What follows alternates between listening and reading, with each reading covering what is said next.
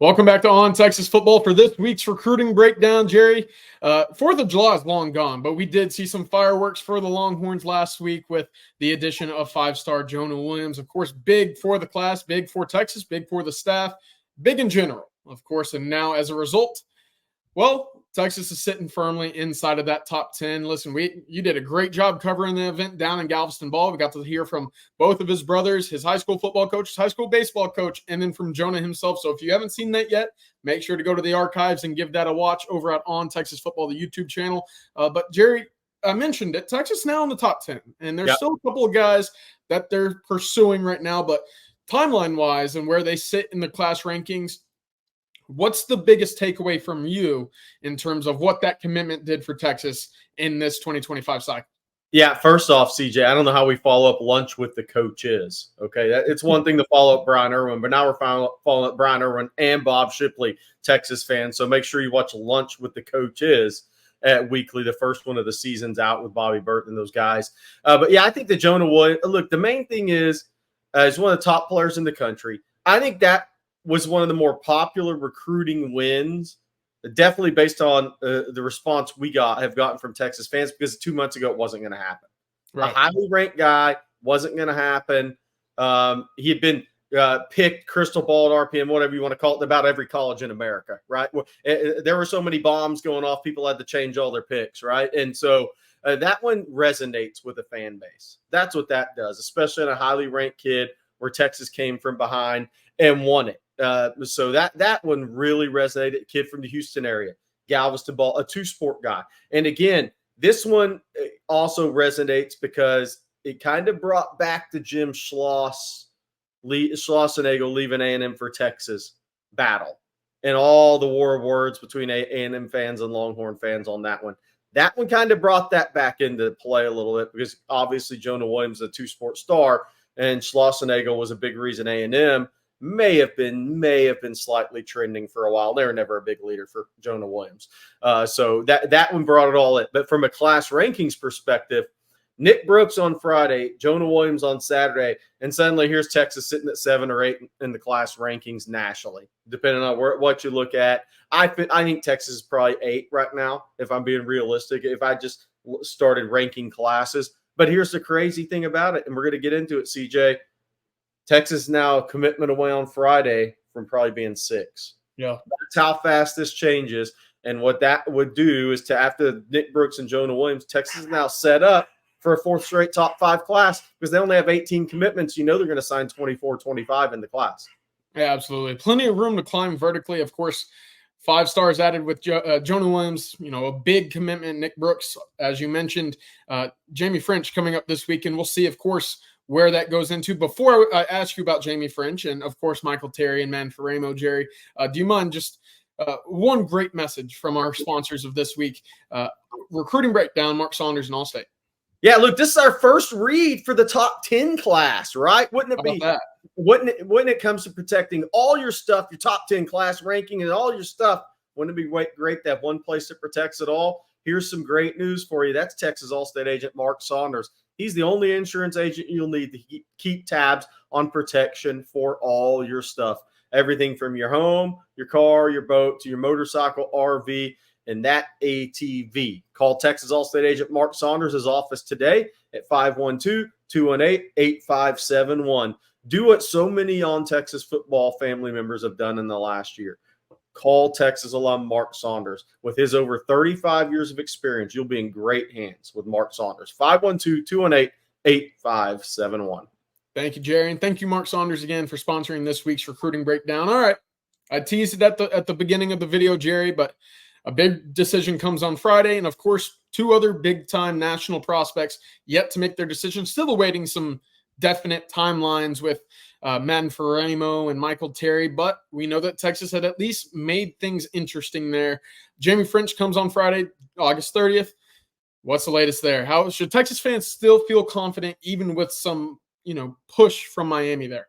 Well, look, I'm not somber hanging my head here, so I think Texas fans should still feel pretty good about it. But he's got to announce his decision on Friday. Miami has made a strong push there. Tennessee's always kind of tried to stay in the game. At one time, it was thought Tennessee might be the team to challenge Texas the most, but That appears to be Miami. And then LSU also have a hat at the table somewhere, has a lot of family in Baton Rouge area. But I think Chris Jackson, nothing's really changed from what I hear, Right. to walk me off the ledge there, or push me over the ledge. I think that relationship Chris Jackson has with Jaime Ffrench and the family and Steve Sarkisian, I think that's the best relationship Jaime Ffrench has.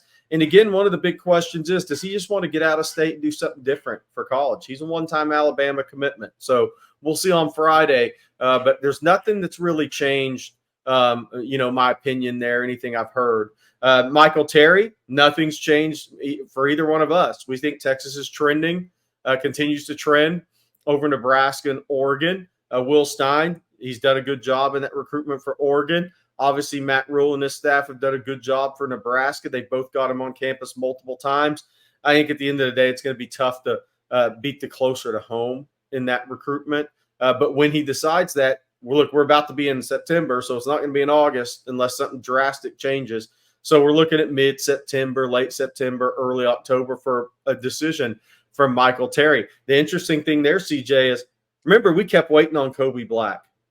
Yeah. For weeks and weeks and weeks and weeks and months. And then it turns into months last year. So will Michael Terry kind of follow that path? He seems to be similar to Kobe Black, and he's not really in a big rush to make a decision, although we do think early in the season. Yeah, I still lean, sometime in September, whether it be the middle, towards the end, whatever it is. That was kind of the timeline that he hinted at to me whenever I went down to San Antonio to see him last week. Hey, CJ, by the way, did you ask what he was weighing down there? He was around 210. He said 212 to 215.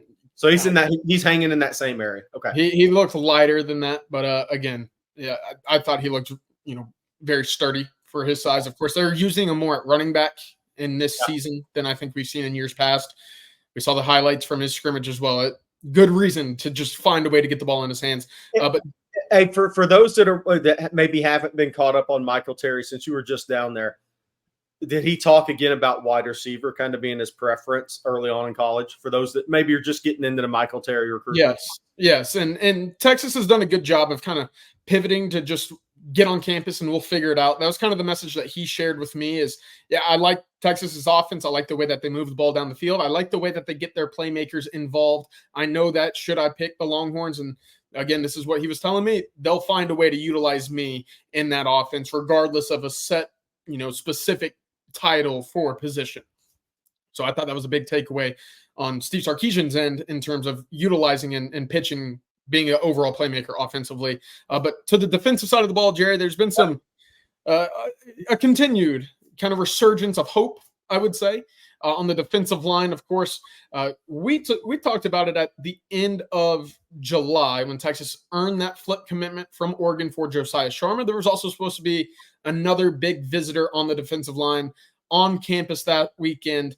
Obviously, it was just Josiah Sharma there that made the trip, but it feels like Texas is starting to toy around a little bit more with Kevin Wynn and, of course, Myron Charles. What's the latest on that defensive line room, and should they expect some movement or hope in the future? Yeah, so I think there's the one thing we know about Sark is they don't back off these guys. Now, they're going to look, they've offered 3 guys in Georgia, which we'll get to. They're going to continue to evaluate. I keep harping on this, but Xavier Filsaime and Aaron Butler didn't have offers this time last year, and they ended up in the Texas class, and they were top 150 player in the country and top 50 prospect in the country. So Texas has offered 3 guys in Georgia, and we'll talk about those guys next. But, look, Myron Charles, Texas, the whole thing is getting these guys back on campus. Myron Charles almost made it to campus in late July with Josiah Sharma because they've become friends through the visit process. That didn't happen. FSU did a good job playing keep away there, right? Kevin Wynn, he made it closer to home decision. That one will be interesting to see. But Texas is going to stay in contact and just see what happens. I call it hanging around the rim in recruiting. You want to hang around the rim on these guys. Just continue to have conversation, to continue to keep yourself in the recruitment. See if you can get the kid and his family back on campus one more time. Is there a crack in the door anywhere with some of these guys? And if you just hang around the rim and you just be steady with your communication, then the opportunity to get those guys back on campus sometimes happens, or when the coaching carousel it gets going here, although that will be more affected by the early signing period, December 4th and 6th now, since that moved up 2 weeks. But I spoke with Myron Charles briefly. he's talking about the Georgia game as an unofficial visit. It's a long ways out, mid-October, late October. But again, at least he's talking about getting on campus. I still think Texas will push for 2 games to get out-of-state recruits on campus. That's Mississippi State last weekend in September, first SEC game. That's in that late afternoon TV window, so a kid could fly in on a Saturday morning. You could get him in because these guys have games on Friday night unless they play a Thursday game. I think Texas is looking at that game and the Georgia game as the games to get the out-of-state guys on campus for visits. Obviously, the Georgia game will be a dang near impossible ticket for anybody. But if Texas can get a big-time kid from out-of-state on campus that weekend, they will.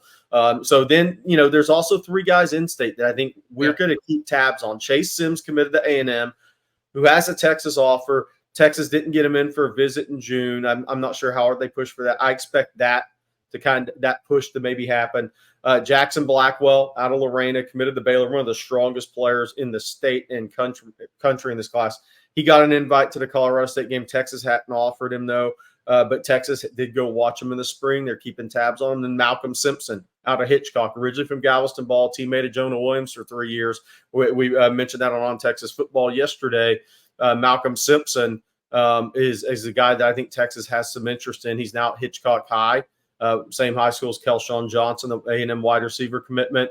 The key there is, look, I think that one's kind of some early stages. Texas hasn't spoken with the Hitchcock staff about Malcolm Simpson yet, this specifically. So now that doesn't mean they haven't had some contact with Malcolm or people around it, but that hasn't really got to the Hitchcock staff, which is where he goes to school yet. Of course, Texas will continue to monitor the in-state, maybe some late risers. I think Jackson Blackwell actually kind of falls into that late rising category as well. We saw how his recruitment really started going around the summer official visit timeline, and of course, moving forward into the fall. We'll see what that monitor level comes up with Texas.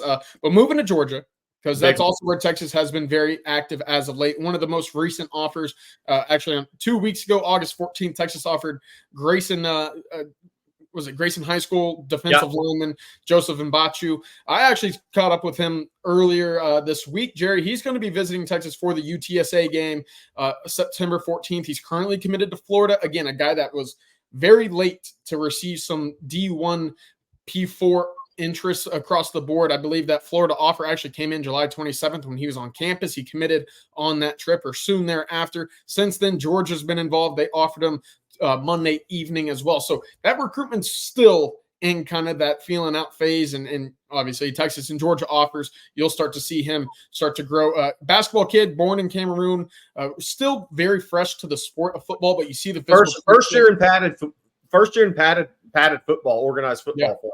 So very raw, but the physical traits are there, and watching him just kind of that brief level of tape that is available, you see the tools there as well. But there's been a pair of other Georgia defensive linemen that Texas is offering and monitoring right now moving forward. Yeah, and to add on Mbaktu, he's in a rotation. So he is a first-year football player for Grayson High. Loaded team where Nick Brooks plays. Tyler Atkins, one junior linebacker, is a stud. They got a number of Division I players. So he's in the defensive line rotation early in the season. So you're going to see more flashes from him than dominant games because he is learning the game. But his athletic skill set is 100% there. So the 2 other offers, Caleb Bell, I'm a big fan of. Watch him against Dia Bell on Friday night on ESPN. He plays at Milton, one of the loaded programs in America, won state last year in Georgia, which is tough to do these days. They have a quarterback going to Miami, receiver FSU, tight ends are going to Georgia and Auburn, tackles going to Clemson, Caleb Bell's going to Arkansas, 2 DBs are going to Tennessee, starting safety going to Duke. That's just the seniors. So Caleb Bell, really good player. His father, Kendrell Bell, was all SEC and all-pro player at all SEC at Georgia and all-pro in the NFL. Caleb Bell, about 6'2.5", 275. I love this offer by Texas. He told me he's going to get to Austin for a game this year. We'll see which game that is. I mean, Georgia's probably one that's circled, right? But we'll see if Texas gets him in earlier than that. And then there's Braxton Kyle, big over-the-ball player at North Gwinnett, another power program. in that metro Atlanta area. He's committed to Rutgers. Georgia also offered him recently, right? So it's interesting to see how many offers Georgia's throwing out on D-line, because it's a absolutely loaded year in the state of Georgia. I like Kenny Baker offering these guys. I think there's more guys. I think there's a kid at Newton that's committed to UCF that's really good. There's a number of really good linemen out there, and a couple that are uncommitted left in that state, but 22 Power 4 level defensive linemen. That's a huge number for Penn State. So Georgia's going to oversign there. So Texas has to kind of navigate through that on some of the guys they offer. But I expect, you said you broke the news, and Bachtu is going to visit. Caleb Bell says he's going to visit. It won't be a surprise to us if Braxton Kyle visits at some point during the season. So state of Georgia, 3 offers out. I don't think those are the last of the offers in Georgia. It wouldn't shock me if they're wanting an offer in Florida too this season. So Kenny Baker continuing to evaluate the Southeast region at the defensive line, and the Peach State's the one place to do it at, because there are so many guys in that state this year. Yeah, sure is. Abundance of riches on the defensive line, which is where Texas is certainly looking to expand its reach.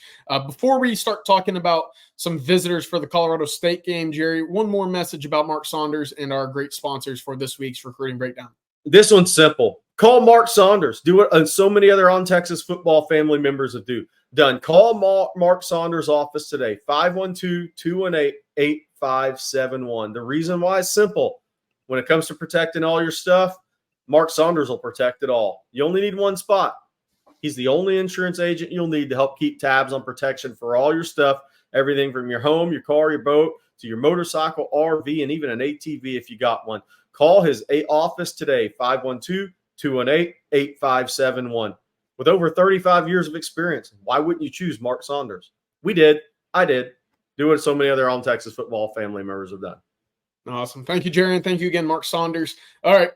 Game week is here, which means Texas will be starting to have some big prospects on campus. So it's not going to be the biggest weekend of the year. Obviously, you kind of pinpointed the Mississippi State game and Georgia game, potentially Florida, as well as other opportunities for Texas to get some big recruiting weekends on campus.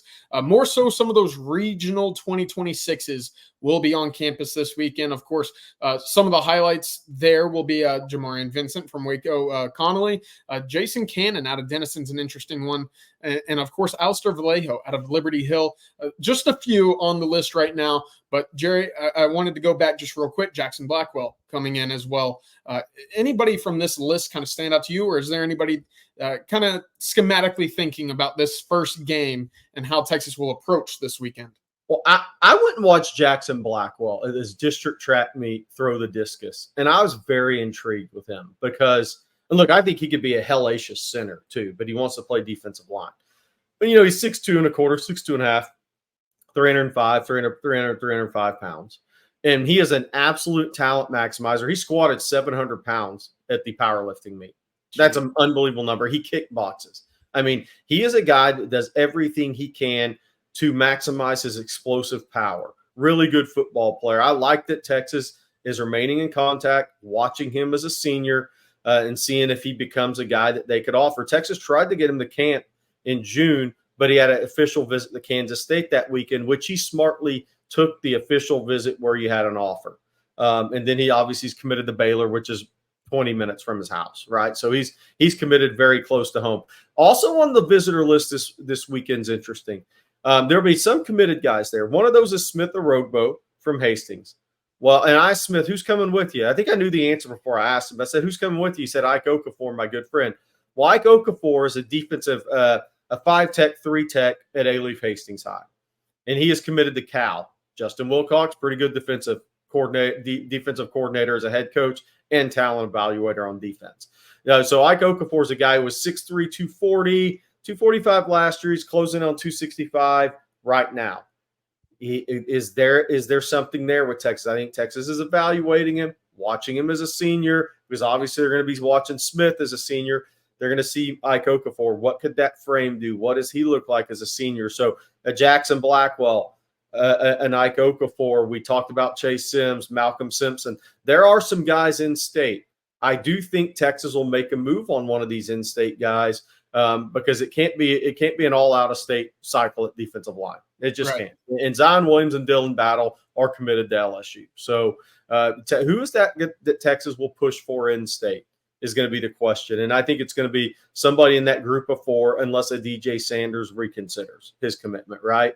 So that's an interesting name, Ike Okafor. I'm not saying Texas is going to offer him, but he's been on campus a couple of times with Smith Orogbo, his good friend, and Texas is monitoring him. Well, good stuff there, Jerry. One last note before we get out of here today. Another 2026 visitor that I wanted to add to the list is Luke Bell out of New Braunfels Canyon High School, cornerback, 6'1". He trains in the Austin area with Band Performance. Obviously, that should be a familiar name by now with Michael Taff, Andrew Makuba, and Jade Barron all being tutored by him this summer. Add Jelani McDonald to that list right now. So that entire Texas secondary just about working. Hey, CJ, I got a football question for us to end on. Let's do it. The line's down to 32.5. What are you thinking? I don't think Colorado State's ready for this heat. And I think that that second half, you see them kind of roll over and Texas will be able to run it up a good bit. I do think Sarkisian also wants to get Arch Manning a lot of opportunities to throw the football. And that's not mesh handoffs. We're not mesh handoffing. Yeah, they're throwing that ball down the field with Arch once he gets in the game. They'll continue to score. I think they get closer to about a 40-point win. Yeah, there you go. Yep. There you go. That's a good way to end it. We're predicting a big blowout win. Absolutely. With some visitors on campus. Never a bad thing there, Jerry. But thank you for your time for this weekend's recruiting breakdown. And thank you again to Mark Saunders for sponsoring this week's recruiting breakdown. As always, come join us on ontexasfootball.com. Until next week, for Gerry Hamilton, I'm CJ Vogel. Y'all have a good weekend and football's back.